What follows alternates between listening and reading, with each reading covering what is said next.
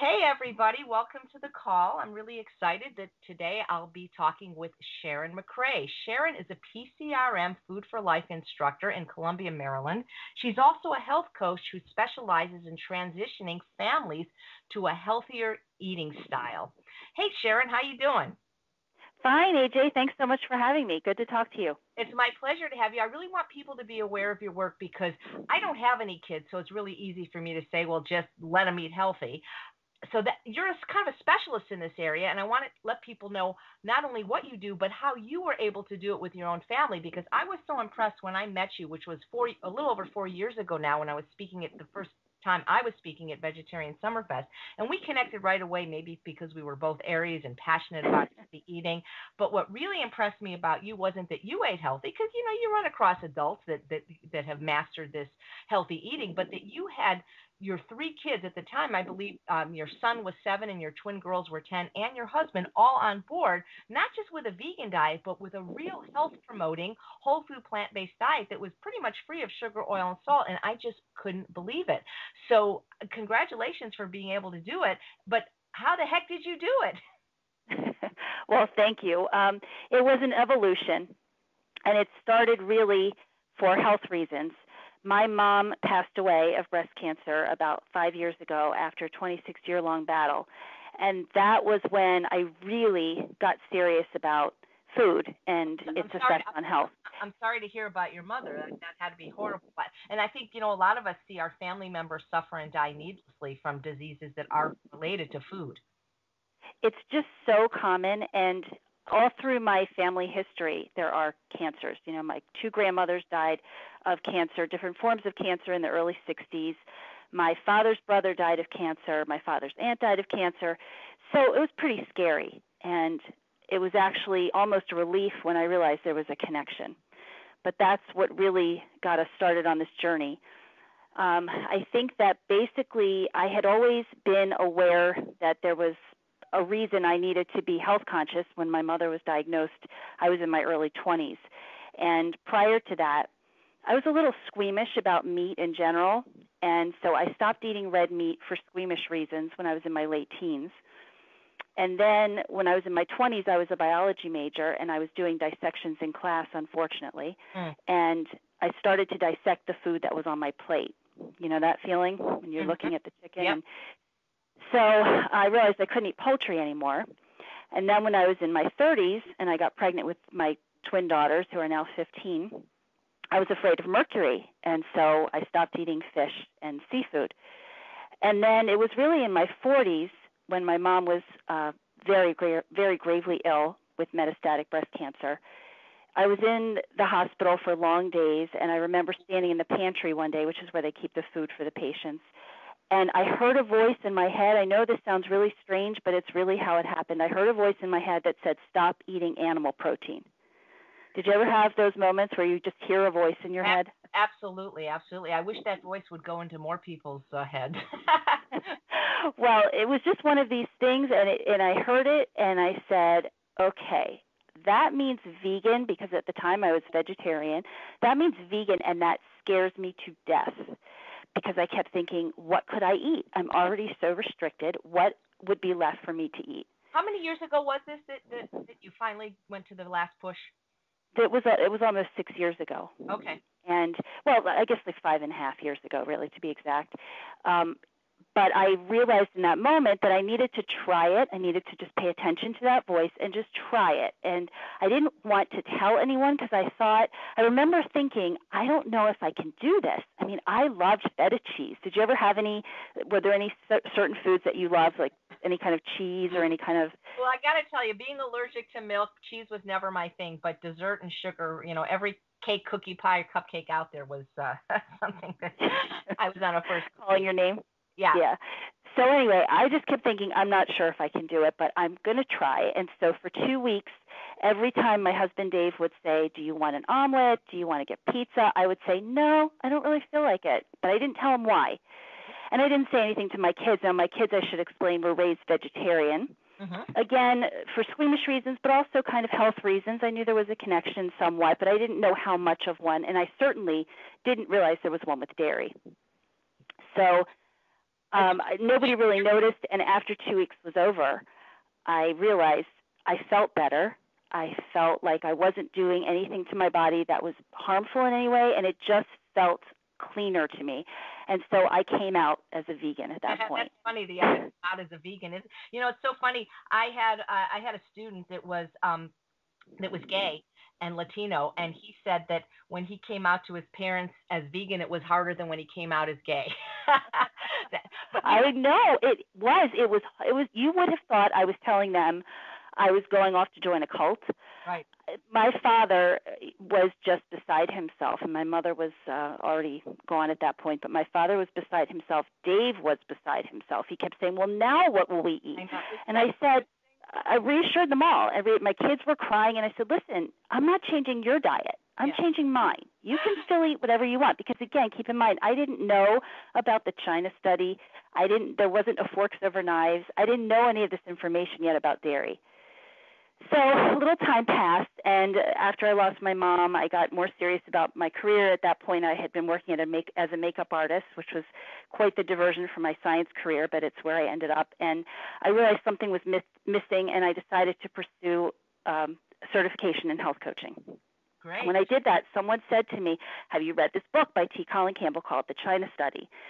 So I picked up the book, and here I am reading this book. I had just lost my mom to breast cancer, and I'm reading about casein and how it increases IGF-1, and it's linked to cancer, and I went ballistic.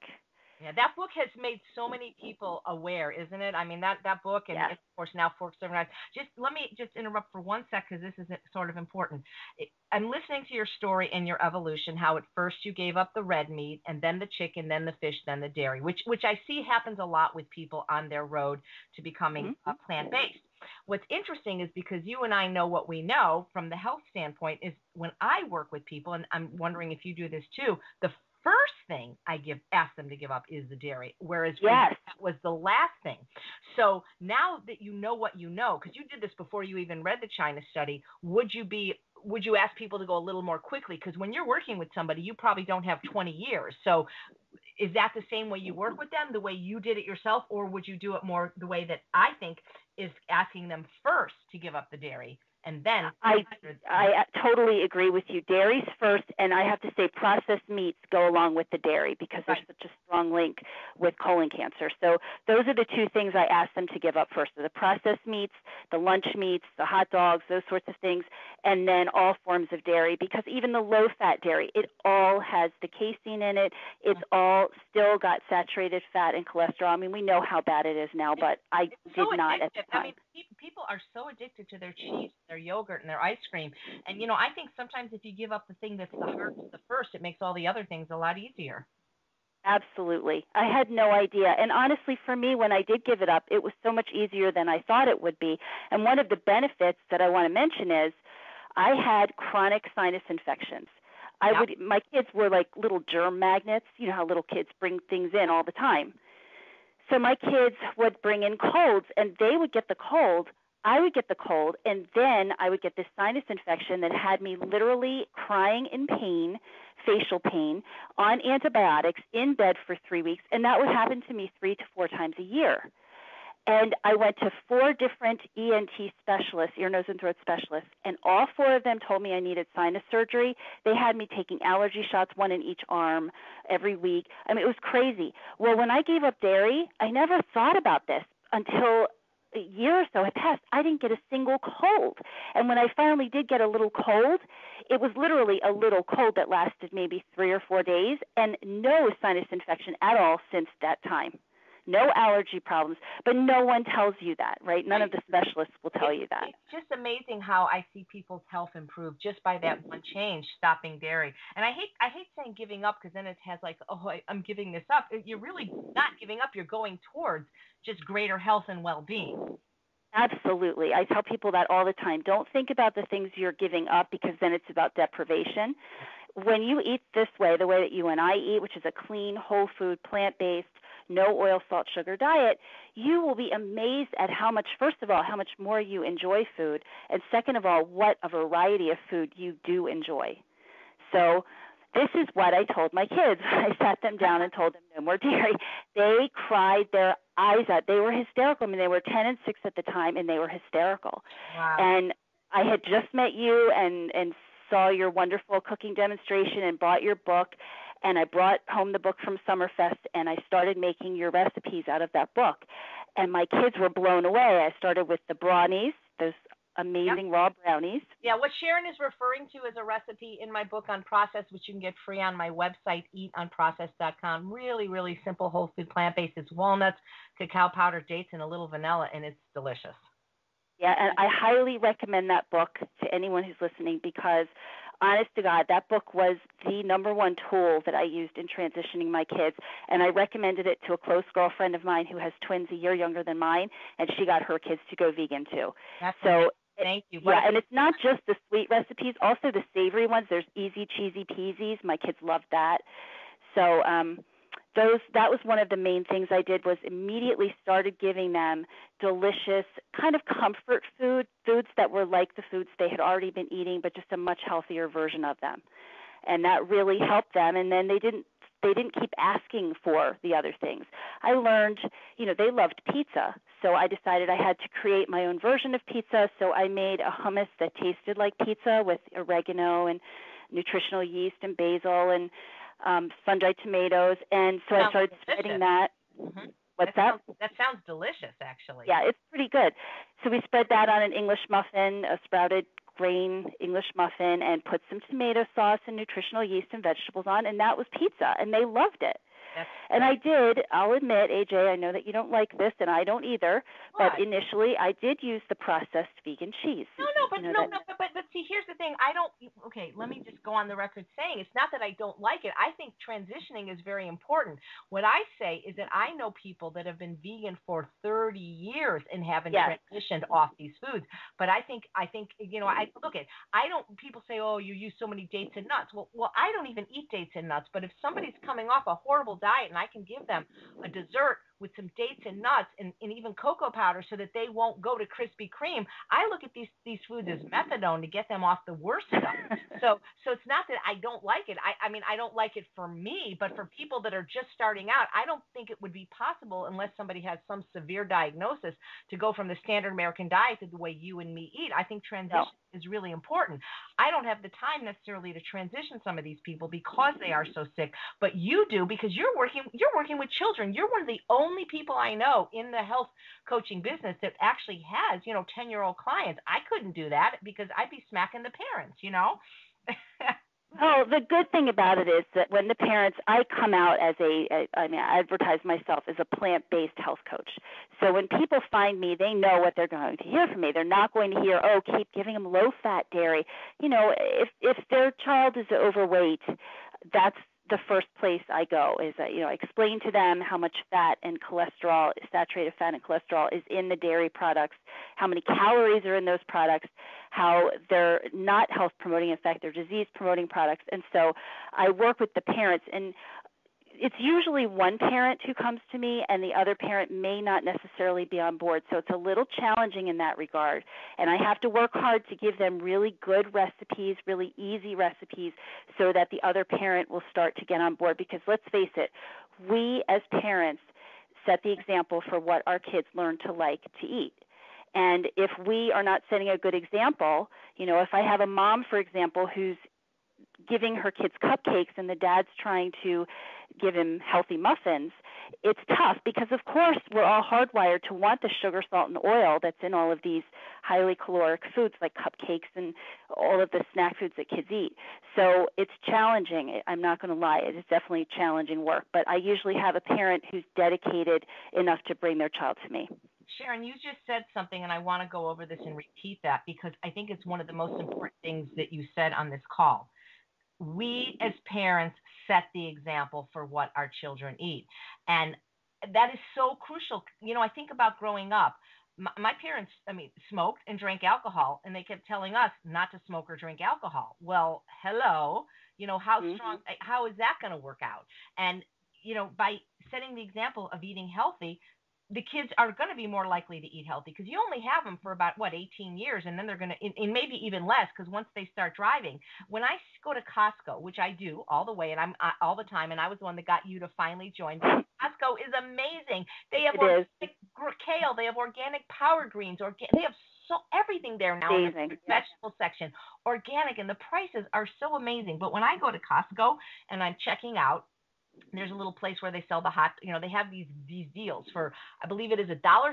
You get either a slice of pizza or a hot dog with all the trimmings and a soda. And the soda, you can get unlimited refills. And so what I see at Costco are these very obese parents that go and get their $1.50 meal, and then they get their first soda. And then they, like a Coke, something with sugar, and they pour it in a child's sippy cup, and then they get their own soda. And I'm seeing kids that look to be about 2 years old that are as fat as they are wide, barely fitting in the basket. And I'm thinking, oh my God, it's so hard even being overweight as an adult, but look what you're doing to your kid who's 2. The point I'm trying to make is what you said is so true. We set the example for our children. And I really believe that the reason kids don't eat healthy is because their parents don't. I mean, kids that are obese at that age aren't driving themselves to 7-Eleven to get a Slurpee, getting these foods from their parents. And sure, we can argue that when they're of a certain age, they're at birthday parties, they're at school, they're getting food that is not healthy, but I don't believe they're getting healthy food in the home to begin with. As bad as my parents were, and they weren't completely bad, they did not run it. My mom always said she wasn't a short order cook and that this wasn't a restaurant. My mom had, when I was born in 1960, I had 3 older brothers and sisters. So my mom had 4 kids under the age of 10, and she worked. And so, at dinner, we always had 2 choices. Take it or leave it. Take it or leave it. There were no other options. I mean, she wouldn't let us starve. I mean, I'm sure we could always have a piece of fruit if we didn't like something. But we have some vegan pediatricians out here, quite well-known ones like Dr. Jay Gordon, and there's a very vegan-friendly pediatrician named Dr. Janisa Wagner, and they both say your kid will not starve themselves. Kids will not starve themselves. When they're hungry, they'll eat. And they say you should never give them another option. Obviously, if somebody really hates, there are things, if your kid hates asparagus, obviously don't make them eat asparagus. But the thing is in order for a food to become a preferred food, you have to taste it several times. You can't just eat something once and say you don't like it if you're a kid. And people say, oh, my kid's a picky eater. You have to have something like, I've heard what's called the 2-bite rule, where a kid has to at least try something new, eat 2 bites. If he doesn't like it, he doesn't have to finish it. But the point is a kid will not starve themselves to death. And so if you keep introducing a food, maybe after 15 times, they will learn to like it. It will become a preferred food because people develop food preferences for what they habitually eat. That's why my friend who's Thai likes pad Thai better than my friend who's Latina who likes enchiladas better. It's not because pad Thai is better than enchiladas. It's because that's what they grew up eating. So by introducing new foods, kids will develop, taste preferences for new food. And these vegan pediatricians that I recommended say you don't give a kid a second option. If a kid doesn't like the dinner, you don't say, oh, honey, let me just give you a bowl of cereal. No, they can either eat the dinner, not eat, and then they'll eat when they're hungry, or maybe they can have a piece of fruit or something like a salad. But you're not short order cooks. And what happens is the parents mess the kids up early by giving them things like cheese and processed meats and Lunchables and sugar, and then they wonder why they don't eat the healthy stuff. I mean, they messed them up, so they need to fix it. And the thing is I really believe, Sharon, that if these parents ate healthy themselves like you and Dave do, it really wouldn't be that much of an issue. But they have not conquered their own food addictions and their discordant eating, and they're still eating crap, and it's very hard. It's like my parents smoking and drinking, telling us, well, guys, don't smoke and drink. Well, clean up your own side of the street first, and it'll be a lot easier. Exactly. My son just started middle school, and we went for the orientation, and I can't tell you how shocking it was to me to see so many grossly obese parents, and trailing right behind them were obese children. And I remember in my day, do you remember this? When we went to school, there were maybe 1 or 2 kids who were overweight, right? Yeah, I was one of them, so I remember that. Absolutely, yeah. Yeah, well, today it's at least 4 or 5 kids in every small class. And so I'm looking at this and realizing I used to think that it was genetics. I used to think, oh, the parents have it, of course the kids, but I don't think so. It's the food. I mean, maybe there's a genetic predisposition to being overweight, but I think it's the food. And I think if when I would take the kids to the pool in past years, I would see these parents sit at the tables with their kids and just pull out all this junk food, cheese curls and Doritos and just garbage. There's no real food. When I go on field trips with my kids, I look at the other kids' lunches, and it's like you said, Lunchables, Capri Sun.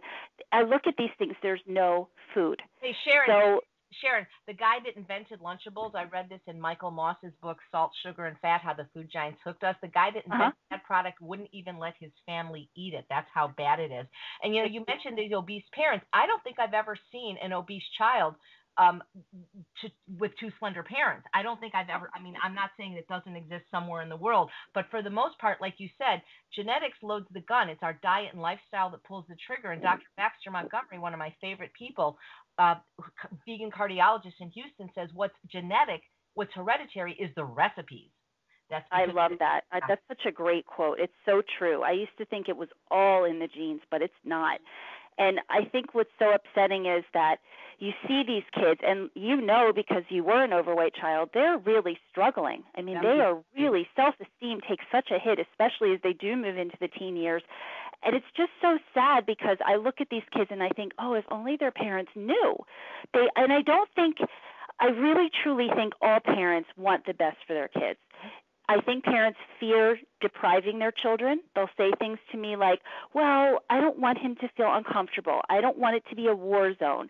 And I'm thinking, but it doesn't have to be a war zone if you make the food taste really good. And if you're eating the food and you're enjoying it, then there won't be a battle. I can honestly tell you, initially when we started transitioning, I remember Evan was young. He was like 6, 7 years old. And I remember him making fun of me one day eating chickpeas. And he'd say, Mommy, you're eating chickpea. That's disgusting.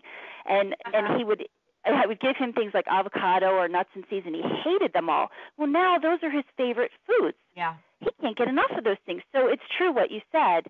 The more you keep offering those things, the more the kids will like them. And I'll give another tip that I love to share, which is get your kids involved. It doesn't have to be a war zone if you get them involved. Have them make the food. Kids are proud of things, just like when they draw a picture. Look what I made, Mommy. You're right. Kids are more likely to eat stuff that they made. And even if they're young, you can get a very dull knife. They can push a button on a blender. They can pick out a picture from a recipe book. So you're absolutely right. The more they're involved in the process, the more engaged they're going to be, the more likely they are going to want to eat this.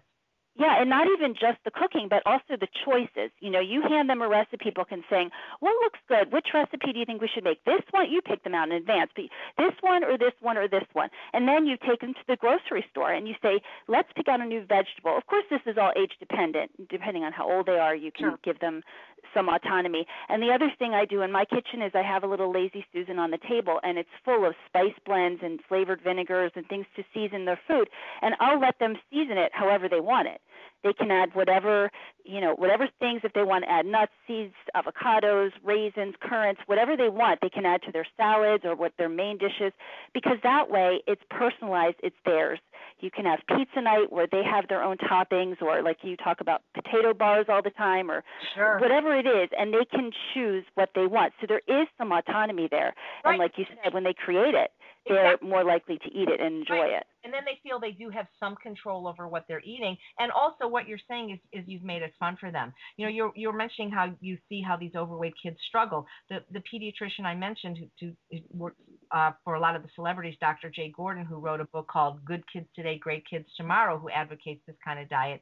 I remember doing a show with him in LA, and he said, a fat kid never has a good day at school.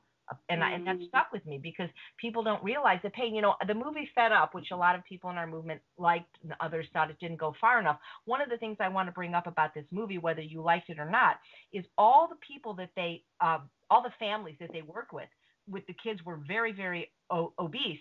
So were the parents. There were no parents to these obese kids.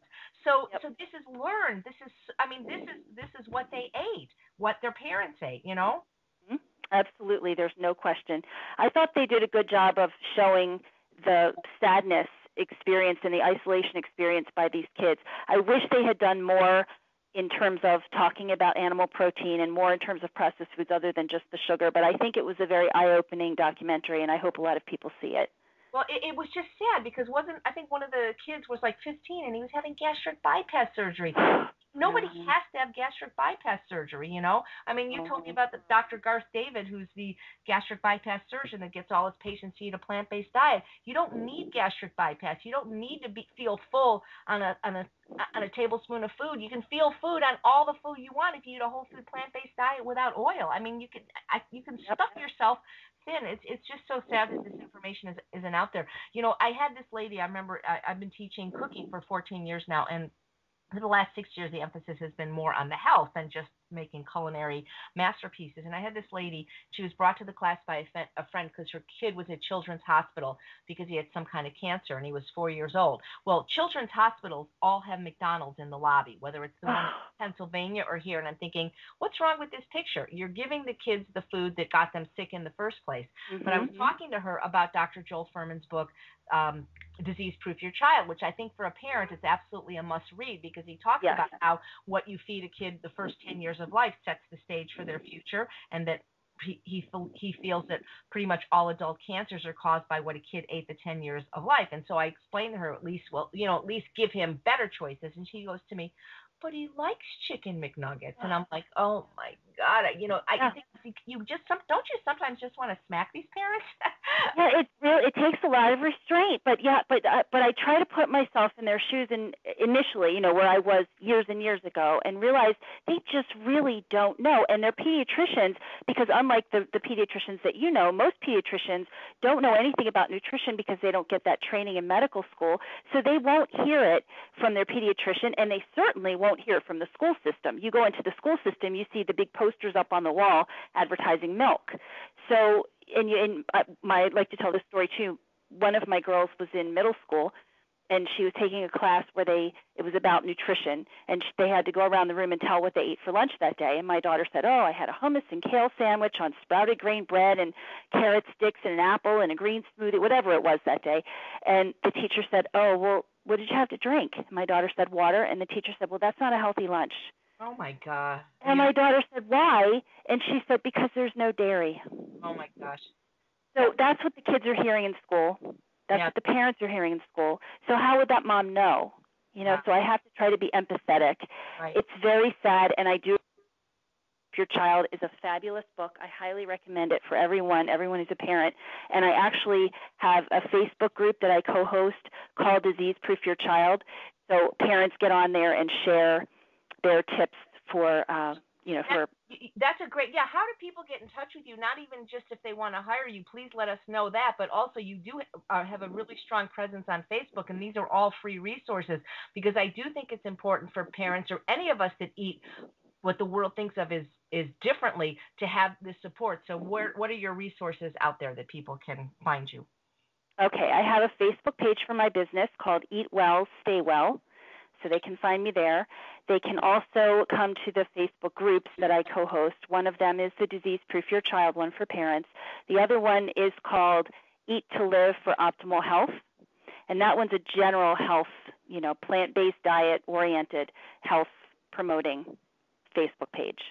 Hey, I'm just wondering, because again, this is so interesting to me, because I have nieces and nephews who clearly don't eat this way, but not having had kids, I don't see the pain and struggle they go through just being kids.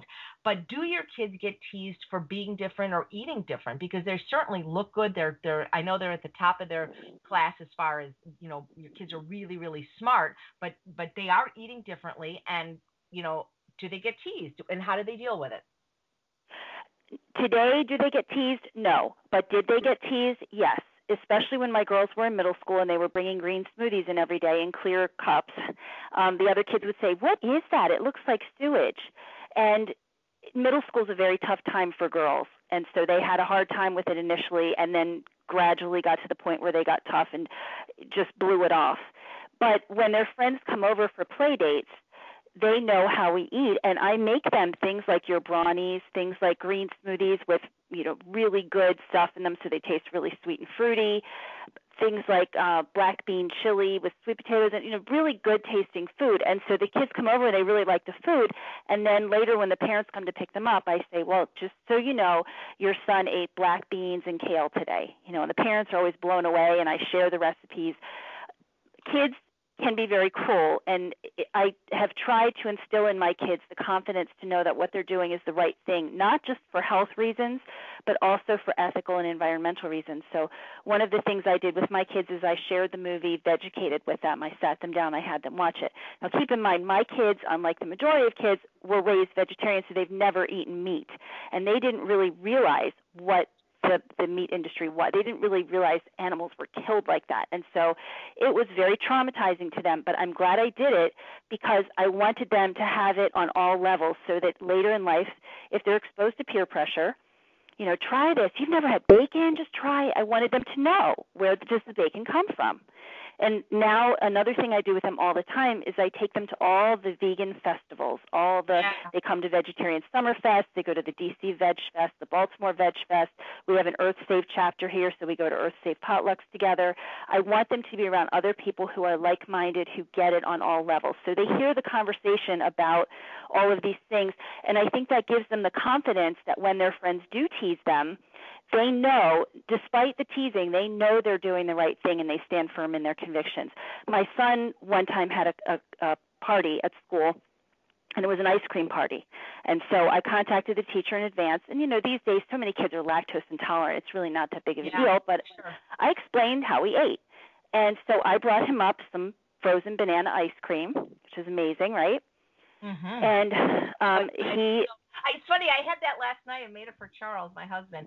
And I'm like, to me, it's always been delicious. Even when I was a junk food vegan and I first learned how to make it with my Champion juicer in 1987, I thought this is the most delicious thing. And so this really just happened last night. We're eating it. We're watching Jeopardy. I know you probably shouldn't eat and watch TV at the same time. It's not mindful. But, I figured out, it's one banana in there. And I'm eating it and we're eating it and it's delicious. And I said to him, do you think regular people would like this? I mean, I really said that because it is so thick and creamy and tastes like ice cream. And I mean, I can't believe I can actually have this and it's legal and it's healthy. And I mean, how could anybody not like that? I know. And the sad thing is, I brought in this big container. I made it like banana berry or something. And so it was pretty. And I brought it in, and all the kids were coming around us going, what's that? And I wanted so badly to say, oh, you can try it. I knew they'd like it, but I couldn't because there's all these laws about that in the classroom. And so Evan ate it and enjoyed it. And I said to him later, because I wanted to check in, I said, how did you feel eating something different than all your friends? And of course they were eating the standard ice cream with jimmies and syrup and all that kind of stuff on top. And I literally just sat there and watched the kids escalate after they ate the ice cream, just watched the mood in the room. The kids got crazy after the sugar high. Evan didn't, but in any case, I said to him, how did you feel eating something different? And his response was, I felt proud. Wow. And I said, why were you proud? And he said, because I knew I was eating something healthy, but I felt really sad for my friends because I knew they were eating something that wasn't. Wow, what a kid, what a kid. That's so cool that you showed them the movie Vegucated because, like Paul McCartney's always said, if slaughterhouses had windows, everyone would be a vegetarian. And I remember Harvey Diamond, who wrote Fit for Life, used to say that if I'll put in a playpen with your baby, I'll put a carrot and a rabbit. And if your kid eats the rabbit and plays with the carrot, I'll give you $1 million because kids are, they're purposely shielded from this information. They don't realize we don't even call meat what it is. We call it bacon. Nobody says that I'm eating a pig's butt. We call it, nobody says we're eating a cow. Chicken we do call chicken, I guess, and fish. But we try to call it different names so that we're not even making the connection that we are even eating the animals. And, can you imagine, a lot of kids have pets. They love their cats and dogs. And but in other countries, this is food. And I think that, shielding them from the truth is just not a good idea. But you brought up an interesting point. You said that the other kids were eating the standard American crap. Why is junk food allowed in schools? One of the things I did like about the movie Fed Up is when they showed that how much the contracts of these junky, like I think it was Pizza Hut. This is the part of Fed Up that I thought was really good, that brought public awareness to this is all financially based. That the reason Pizza Hut is in school is because they pay to be in school, just like Coca-Cola used to. And so my question is and the movie Fed Up brought this up, but so did other books that we know of. They've shown that sugar is more addictive than cocaine or heroin, and it does the same, hijacks the neural circuits in the brain chemistry. It's just as bad. It's just as addictive. And maybe even worse because it's in everything. Whereas you have to actually make an effort and pay a lot of money to get cocaine and heroin. Parents would never think of giving their kids cocaine or heroin. If they did, they'd probably get arrested and go to jail, and the kid would be taken away. So why is the equivalent of cocaine and heroin permitted in schools? I mean, if people want to do what they want to do at home, but this is, if I was a parent, I would be chaining myself to the school, because to me, this is completely unacceptable. You know what? You are so right. And I went to a school event last year, and I saw the vending machine, and I was just horrified. And I have tried, honestly. I got into the county FACS department, which is Family and Consumer Sciences department, and I did a little PCRM nutrition for kids course with them, and I had the teachers make a few of the different recipes that PCRM recommends, which are delicious, and the teachers loved them. And after the class was over, they all said, "Oh, will you come to my classroom and lecture to my students?" And I said, "Yes," and I never heard a single call back. And the story that I mentioned previously about my daughter being told her lunch was unhealthy, after that class was over, my daughter was approached by the teacher who said, "I just want you to know, Tess, that I agree with you that your lunch is healthy, but I'm not allowed to say that." Wow. That's a very strong curriculum. It's like you said, it's all money. The reason they sell it in the schools is because kids buy it. Yeah, exactly. Oh, well, it's like, don't get me started. This makes me really, really angry because, me too. When you think about it, okay, so when I was growing up, my grandmother was in her 60s, and she became a type 2 diabetic. It was called adult diabetes then, to differentiate from juvenile diabetes, which is an autoimmune disease. Well, children didn't get adult diabetes back then, and now they're getting adult diabetes, but they're not adults, so they had to rename the disease type 2 diabetes, because kids as young as 6 and 8 are getting it, and it's not genetic, it is from the food. And things like little girls getting breasts and getting pregnant at 6 years old, that's only because of dairy. People don't understand that they give the cows mass doses of hormones and antibiotics, and the hormones are so they can produce 40 times more milk than they would if they were just left alone to nurse the baby, and that's what their milk is for, is their calf, not for us. And the only way a little girl can get her period that young is by being exposed to all these hormones. You're supposed to get your period at 17 or 19. That's where they get it in countries that aren't consuming dairy.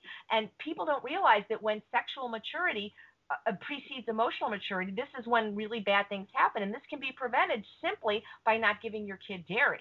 You are so right. It makes me so angry that parents don't even accept this or know this, They don't know it. And you are so right, because even girls Evan's age, he's now almost 12, they're more developed than I am.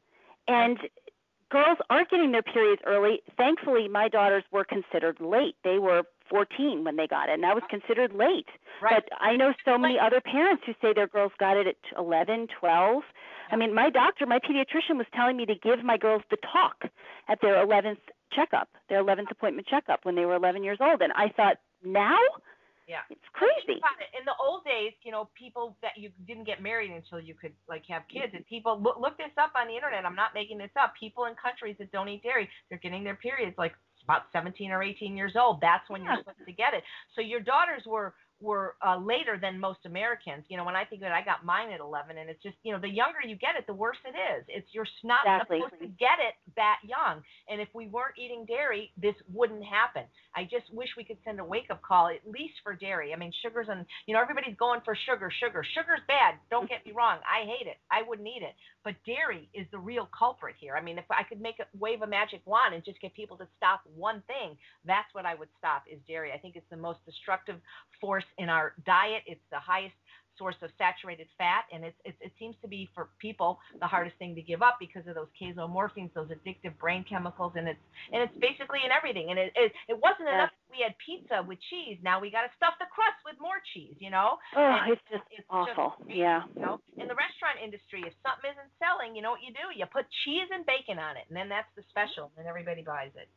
Everybody loves it. Every recipe you see, it's awful. It's everywhere, and it's so sad and so frustrating. And those of us in the know just have to do our best to enlighten others and hope that they get the message. But I think it's a tough sell because the pediatricians and the school systems are not giving them that message. Exactly. Well, what's good is Miyoko Shinner, I call her the cheese whisperer, who wrote Vegan Artisan Cheeses. Her new cheese company has launched, so at least people will be getting, a nice substitute that's a little bit more whole food as opposed to the ones with all the oil and the fake stuff. So that's good. I think That's great. those kind of foods are really important. And her cheese, I think, is the best I've ever tasted, and I would eat it occasionally as a treat because it's made with real food like nuts. It's not made with things that I can't pronounce.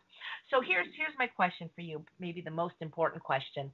So, okay, almost everybody has two parents that work now. They're busy. So I'm, you tell me I'm meet you at a PTA meeting or something. You tell me what you do, and maybe I'm overweight, my kid's overweight, and I'm like, okay, Sharon, I agree, but I work and I have 3 kids, and it's just so much easier to go through the McDonald's drive-through. How do you start? And the thing is how do you work when you work with families, you are actually working with a kid, with a client. How do you do that? How do you help these people? Because it seems like they're never going to, get out of this difficult situation that they're in. Well, initially it starts with some education, like we talked about. So I tell them about the dairy because most of them don't realize it. I tell them about the dairy and also about the processed food and the sugar and the salt and the oil. And I educate them about how the food industry is deliberately creating these products to get them addicted, to keep them addicted, and how that contributes to their weight, because most of the time they're coming to me because they're overweight. So then it becomes, okay, we have to find you some recipes that you can make, but they have to be easy. And that's really so key for me because I'm a busy mom. I have 3 kids, and I work as a coach, and I teach classes, and I do seminars, so I'm pretty busy myself. I don't have time to spend hours in the kitchen. There's one recipe in your book that I consider the most labor-intensive but so worth it, and I'll only make it once a year. It's the disappearing lasagna because it's one of the more involved recipes that I'll make. And just that of all the 109 recipes in my book, that is the only one that really takes 30 minutes. But it is worth it when you do it. Absolutely. That's why I make it once a year. But anyway, my point is I always stick to the simple recipes. And one of the things I keep in my kitchen that has been an invaluable tool for me is something called the Instant Pot. Yes, it is an electric. Absolutely. Sorry? I said, babe. Yeah, I have 2. Actually, I have 3 and you have 2. Yes, cannot live without it. It's changed my life. I had a stovetop pressure cooker before, and I was using it some of the time, but the problem with that is you have to babysit it. You have to stand there in the kitchen, start timing it when the pressure goes up, turn it off when the pressure goes down. But the electric pressure cooker, like the Instant Pot, does it for you. You program it in, you tell it how long to stay at pressure, it comes down, it goes on to a warming cycle, you're done. And the other thing it does is it's also a slow cooker and a steamer and a rice cooker, and it allows you to saute if you want to saute your onions and garlic first if you're making a soup, for example, and then it has the warming feature. And the new model has a yogurt making feature, which I've been using to make soy yogurt. That is so it's been an invaluable piece of equipment that allows me to get food cooked quickly in my kitchen. So I can come home if I've had an appointment with a client or a class. I can make dinner, and I have it on the table within 45 minutes max from start to finish. So that's one thing I stress. Sometimes even less, depending on the recipe, I mean, absolutely. So if people want to know more about the Instant Pot, go to www.instantpot.com. I have a code, AJ. What's your code, Sharon? My code is ES for Eat Well, Stay Well 50. And you can get $50 off. And if you go to my website, Eat Unprocessed, I have so many video recipes where you can see. It's so easy to use a pressure cooker. People should not be afraid of it. If you have an iPhone, and I don't even have an iPhone, I don't know how to use an iPhone. When people I'll be at these functions and people will hand me their iPhone and they'll say, take a picture, and I'll look at it like, I don't know what you're talking about. It's so easy because Sharon is the one that taught me how to use the Instant Pot. I have to tell this story because you're so brilliant, and I always tell this every time I teach. You get the credit. So before I got the Instant Pot, I had the Cuisinart pressure cooker. Yes, it's cheaper. It's $69 at Costco, but here's the problem. It had a nonstick insert. And so I do demonstrations, sometimes in front of 400 people at hospitals, and people complained that I was using a nonstick thing. Now, I I don't have a problem with it, but it's controversial. So I don't want to do anything that's going to cause controversy in a presentation. And so I switched over to the Instant Pot because the Instant Pot has a stainless steel insert. Well, when I got it, it had a lot more buttons. The Cuisinart had 3 buttons, so I was able to figure it out. Well, the Instant Pot had all these buttons and all these features, and I'm like freaking out. And I called Sharon, and she said, "Don't worry about it, because there's no one thing. If you know me, I don't read anything, which is not good if you're signing a contract, but it was just the book was so long. And you said, don't worry about it. There's only one button you need to know. And that was the manual button. And I do whatever Sharon says. I push the manual button. What shows up is the number 30 minutes. There's a minus and a plus button. I put the time. And I've had it now for 2 years. It's the only way I've ever cooked. It's fine. Everything comes out perfect. Just knowing that simple button that you taught me, the manual button. It's so easy. Yep. Yeah, the manual that comes with it is very difficult to read. The only thing it's somewhat good for is giving you the approximate cooking times for all the foods that you can put into it, but really useless.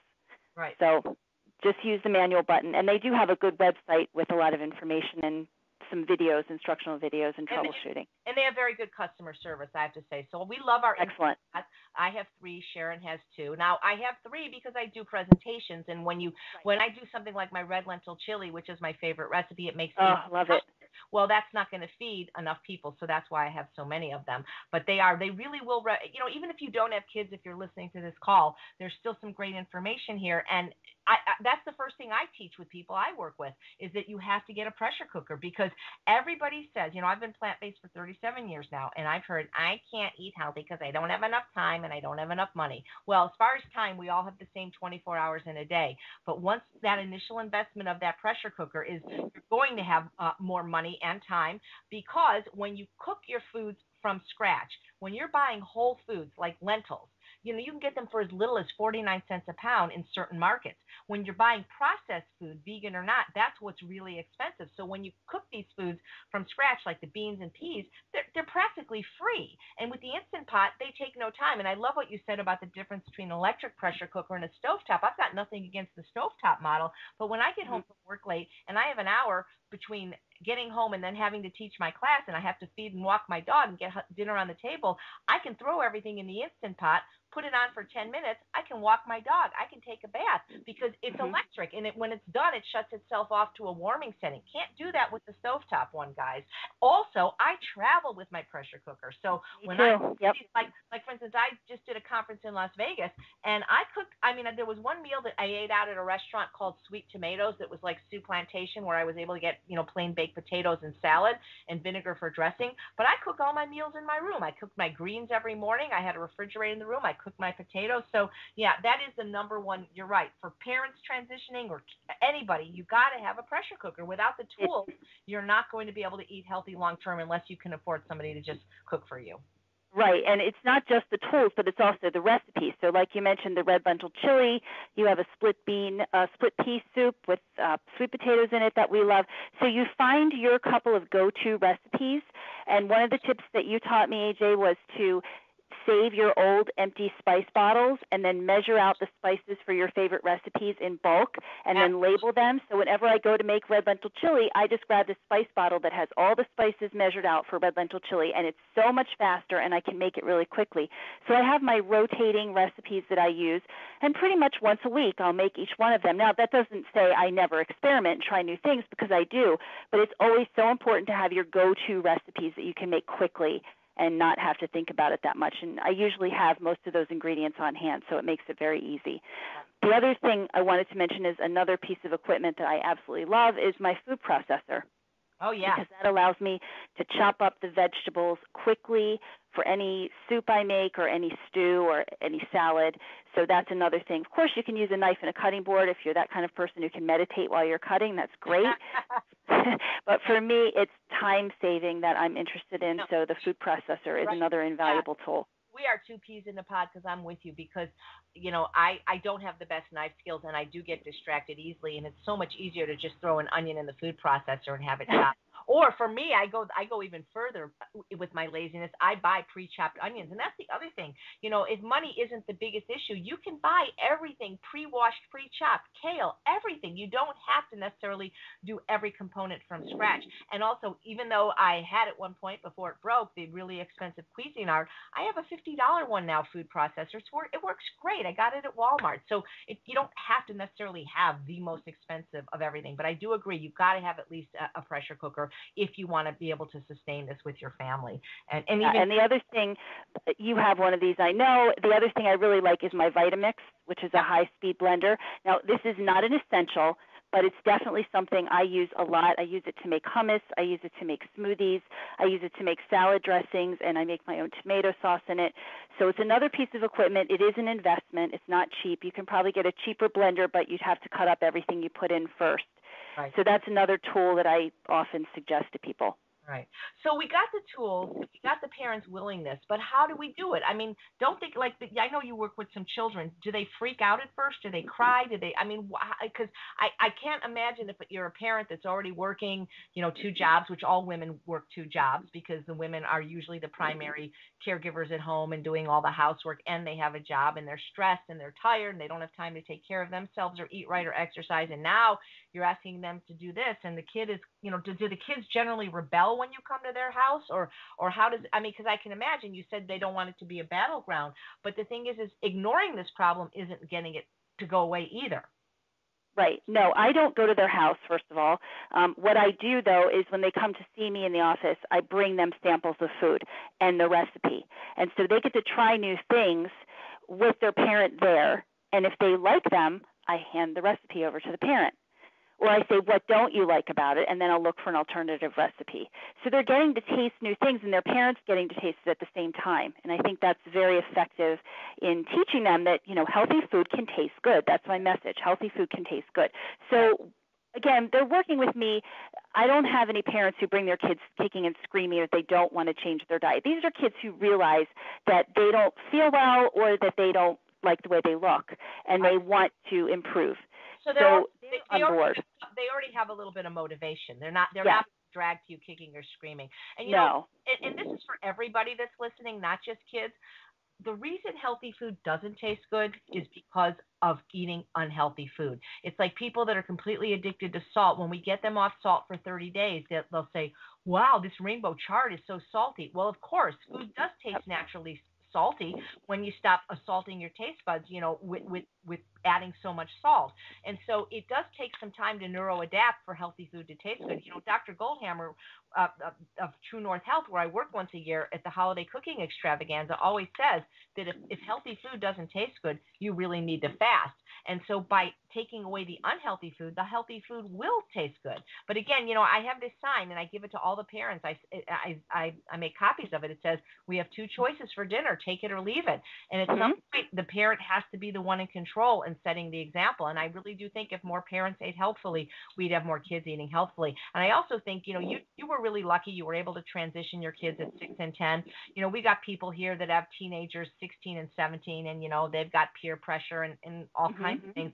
But I think if we can get this information out to parents before they have the children, because if you raise them this way, it's not a struggle. I know several people that have been raised not just with a vegan diet, but with a whole food plant-based diet, pretty much free of sugar, oil, and salt. And this is all they know. And both of these kids that I know, one is in Portland and one is in California, this is all they know. And they've become amazing human beings. I mean, they look younger than they are. They just have no desire to eat the junk. And I wish my mother had this information, because I've struggled with obesity and food addiction my whole life. I wish my mother had raised me this way. She didn't have this information either. I don't think people knew in the 60s how addictive processed food was. They were buying it because it was something that they thought of as a convenience. And, I recommend 2 books on the subject. 2 of my favorite books are Salt, Sugar, and Fat, How the Food Giants Hooked Us by Michael Moss, and The End of Overeating by former head of the FDA, Dr. David Kessler. And they explain in these books that the processed food industry knew going in that they were creating an addictive product that would addict our brain chemistry, because sugar was addictive, salt was addictive, and fat was addictive. And processed food and restaurant food is this perfect combination of sugar, fat, and salt, where it's layered and loaded, creating a bliss point in our brain, creating these hyper palatable foods. And I think when processed food was invented, I'm thinking it really happened more after World War II, the late 50s, early 60s. After the World War II, the country became more affluent. Women started going to work outside the home. And so when you think of things like Betty Crocker and Swanson's TV dinner, my understanding was that even though the processed food industry, yes, is evil and knew that these things were highly addictive, that I don't think they really expected us to eat them as our sole source of nourishment. The way I understood it from reading this book is you have a Betty Crocker brownie mix because company came unexpectedly and you need to have a dessert real quickly. Or you had a Swanson's TV dinner for your family because on Thursday nights you went to the PTA meeting. Even the people that invented these things, the ones that are still alive, said that they didn't realize Americans were going to use these 7 days a week, 3 meals a day. We got away from eating real food. And, as far as I'm concerned, if it comes in a bag, a box, a bottle, or a can, with very few exceptions, it's not food. And so I wrote a book on process because if it's, there's some exceptions. I do mustard and I do some plant milk, but for the most part, we need to start eating food, real and food. we need to start cooking. We need to start preparing the food ourselves, which doesn't have to be a barrier. You don't have to say, I hate cooking. It takes so long. I always laugh because literally, you know this, AJ, we just throw things into the Instant Pot, turn it on, and we have a meal. I know, and it's delicious. It's always delicious, yeah. Yeah. So, Sharon, we're almost out of time. So what I'd like to end with this last minute or minute and a half is once again tell people how they can get in touch with you and any words of wisdom or inspiration to parents out there that are struggling with kids that are really eating a crappy diet. Okay, well, thank you. They can reach me on my website, which is eatwell, all one word, EATWELL -staywell.com. And as far as words of wisdom, I would say, be confident in your decision to improve your child's diet because you are the one who sets the example. You are the one who made the decision never to give your kids a cigarette or cocaine or alcohol because you know it could harm their health. It's the same way with the processed food, the dairy, the meat products. They can all harm your child's health. Read about it. See the movie Forks Over Knives if you haven't already. It's a great documentary that's very informative. Subscribe to Dr. Michael Greger's wonderful website, nutritionfacts.org, and educate yourself about the latest in nutrition information. It's all scientifically based. Just educate yourself and realize that you will not hear this information from your pediatrician. You will not hear this information from the school system, but that doesn't mean it's not real and it's not valid. And be strong about it. Don't feel like you're depriving your child. Give them healthy treats. Make the food taste great. Get them involved. And just realize you're doing it in your child's best interest. Right, and even though your kid may struggle or be upset, later they'll thank you. Trust me, they will. They will. Absolutely, no question. Well, it's just been, as usual, it's a pleasure talking to you. I've had on the call today Sharon McRae. I'm Chef AJ. My website is www.eatonprocess.com. Please sign up for my mailing list so that you'll be notified of future guests on these weekly teleclasses that we do at 6 o'clock on Thursday nights live. 6 p.m. it's Pacific time, 8 p.m. Central time, 9 p.m. Eastern time. If you live in another time zone, you got to figure it out yourself. Thank you, AJ. Thank you so much for having me. And everybody, thank you so much for listening. And remember, eat your veggies. Bye-bye.